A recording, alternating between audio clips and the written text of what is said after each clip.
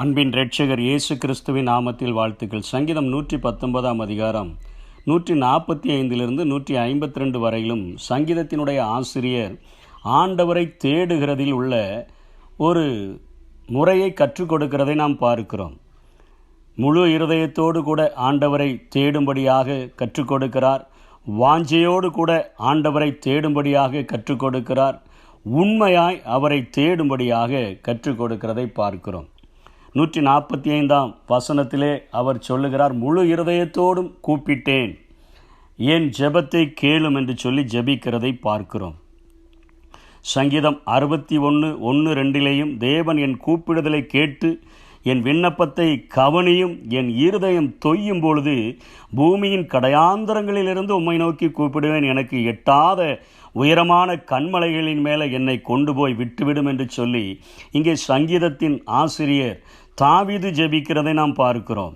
முழு இருதயத்தோடு கூப்பிடுகிற எந்த ஒரு மனிதனையும் ஆண்டவர் ஜெபத்தை கேட்கிறவராக இருக்கிறார். முழு இருதயத்தோடு எதற்காக தேடினார்கள் என்று 1 சாமுவேல் 1 10 15 நாம் பார்த்தோம் என்று சொன்னால், அங்கே அன்னாள் மனங்கசந்து மிகவும் அழுது கர்த்தரை நோக்கி விண்ணப்பம் பண்ணி 15 அதற்கு அன்னாள் பிரதித்திரகமாக, அப்படியல்ல என் ஆண்டவனே, நான் மனக்லேஸ்தமுள்ள ஸ்திரீ, நான் கர்த்தருடைய சந்நிதியில் என் இருதயத்தை நான் முழுவதுமாக நான் ஊற்றிவிட்டேன் என்று சொல்லி அவள் ஜெபிக்கிறதை பார்க்கிறோம். அன்னாள் ஒரு குழந்தைக்காக, ஒரு ஆசீர்வாதத்திற்காக ஆண்டவருடைய சன்னிதானத்திலே வந்து தன்னுடைய முழு இருதயத்தையும் ஊற்றிவிட்டதாக சொல்லுகிறார். அங்கே பிரதான ஆசாரியனாகிய ஏலி அவளை பார்த்து, நீ குடித்திருக்கிறாய், அவள் ஜெபிக்கிற வாய் மட்டும் அசைகிறது, சத்தம் வரவில்லையே என்று சொல்லி அவளிடத்தில் வினாவின பொழுது, நீர் நினைக்கிறபடி அல்ல, நான் என் மனக்லேசமுள்ள ஸ்திரீ, என்னுடைய இருதயம் முழுவதையும் ஆண்டவருடைய சமூகத்தில் நான் ஊற்றிவிட்டேன் என்று சொல்லி அவர் அங்கே சொல்லுகிறதை பார்க்கிறோம். எரேமியா 29 13 ஆண்டவர் சொல்லுகிறார், உங்கள் முழு இருதயத்தோடும் என்னை தேடினீர்களானால் என்னை தேடுகையில் கண்டுபிடிப்பீர்கள் என்று சொல்லுகிறார். முழு இருதயத்தோடு கூட ஆண்டவரை தேடினோம் என்று சொன்னால் அவரை தேடுகையில் அவரை நாம் கண்டுபிடிப்போம் என்று அவர் சொல்லுகிறதை பார்க்கிறோம். 146 நியாயாதிபதிகள் 10 15 கூட அவர்கள் தங்களுடைய இக்கட்டான ஒரு சூழ்நிலையிலே ஆண்டவரை நோக்கி அவர்கள் ஜெபிக்கிற ஒரு காரியத்தையும் அங்கே வேதத்திலே நாம் பார்க்க முடியும். நியாயாதிபதிகள் 10 15 இஸ்ரவேல் புத்திரர் கர்த்தரை நோக்கி, நான் பாவம் செய்தோம், தேவரீர் உம்முடைய பார்வைக்கு நலமானதை எங்களுக்கு செய்யும், இன்றைக்கு மாத்திரம் எங்களை ரட்சித்தருளும் என்று சொல்லி அந்நிய தேவர்களை தங்கள் நடுவில் இருந்து விலக்கிவிட்டு கர்த்தருக்கு ஆராதனை செய்தார்கள்.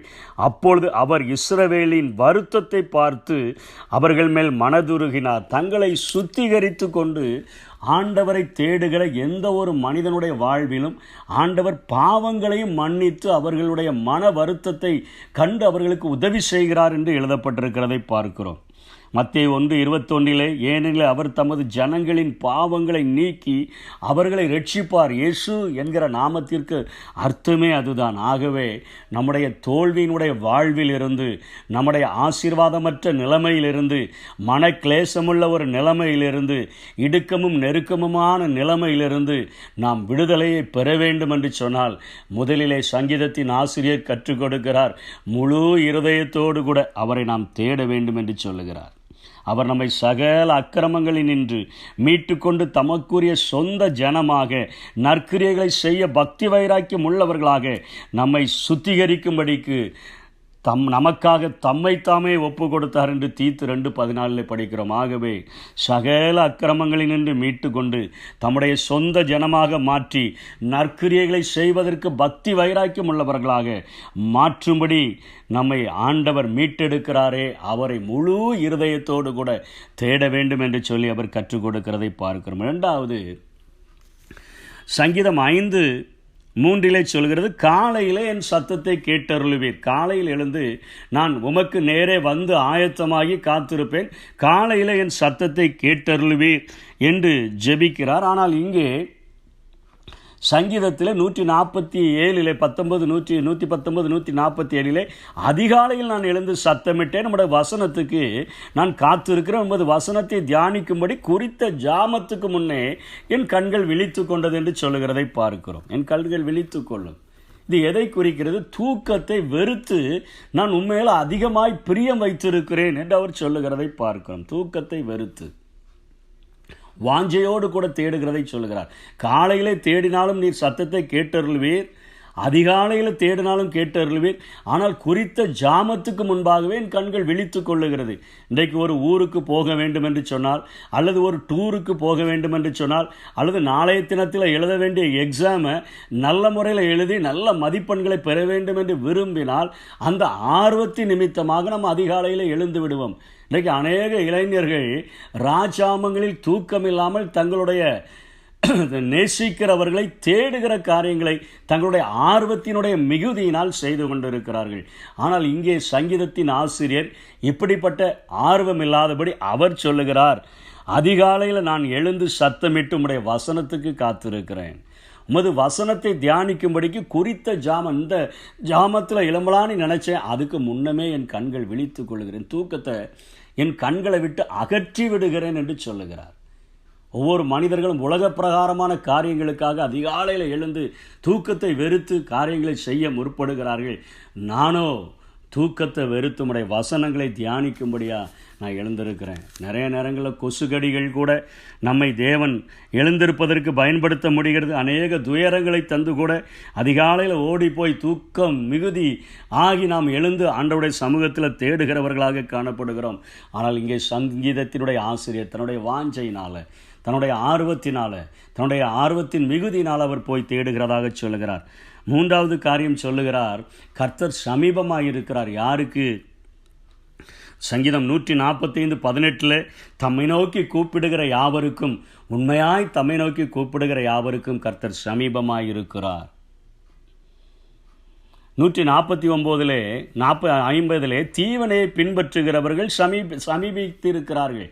தீவினையை செய்யணும்னு நினைக்கிறவங்களும் என் பக்கத்தில் இருக்கிறாங்க, பாவம் என் வாசற்படியில் படுத்து கிடக்குது, ஆனால் அவர்களை விட மிகவும் நெருக்கமாக கர்த்தர் என்னோடு கூட இருக்கிறார் என்பதை இந்த வசனங்கள் நமக்கு சொல்லி கொடுக்கக்கூடியதாக இருக்கிறது. தீவினை செய்கிறவர்களை செய்ய விடாதபடி, பாவத்தின் வாசப்படியில் படுத்து கிடக்கிற பாவங்கள் நம்மை மேற்கொள்ளாதபடி, தம்மை நோக்கி கூப்பிடுகிற யாவருக்கும், உண்மையாய் தம்மை நோக்கி கூப்பிடுகிற யாவருக்கும் கர்த்தர் சமீபமாய் இருக்கிறார். இதில் சொல்லப்பட்ட எல்லா வார்த்தைகளும் அதனுடைய உறுப்புகளும் உண்மை உள்ளது என்பதை உறுதிப்படுத்தும் வண்ணமாக 152 வசனத்திலே சொல்லி முடிக்கிறார். உம்முடைய சாட்சிகளை என்றென்றைக்கும் நிற்க ஸ்தாபித்தீர் என்பதை அவைகளால் நான் நெடும் நாளாய் அறிந்திருக்கிறேன். அதைத்தான் இயேசுவும் சொல்லுகிறார். வானமும் பூமியும் ஒளிந்து போம், என் வார்த்தைகளோ ஒளிந்து போவதில்லை.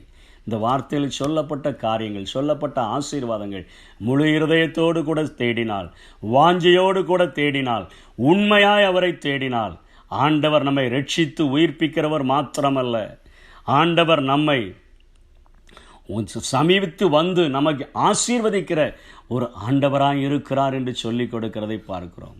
நம்முடைய மன வருத்தத்தை பார்த்து நமக்காக உதவி செய்கிறவர், அன்னாளின் ஜெபத்தை கேட்டு அருமையான குழந்தையை கொடுத்த ஒரு ஆண்டவர், ஆசீர்வாதத்தை கட்டளையிட்ட ஒரு ஆண்டவர், குறித்த ஜாமத்துக்கு முன்பாக எழுந்து ஆண்டவரை நோக்கி ஜெபிக்கிறவனை உயிர்ப்பிக்கிற ஒரு ஆண்டவர், தீவினை நெருங்கி வந்தாலும் தம்மை நோக்கி கூப்பிடுகிற யாவருக்கும் சமீபமாக இருந்து அவர்களை விடுதலை செய்கிற ஒரு ஆண்டவர்.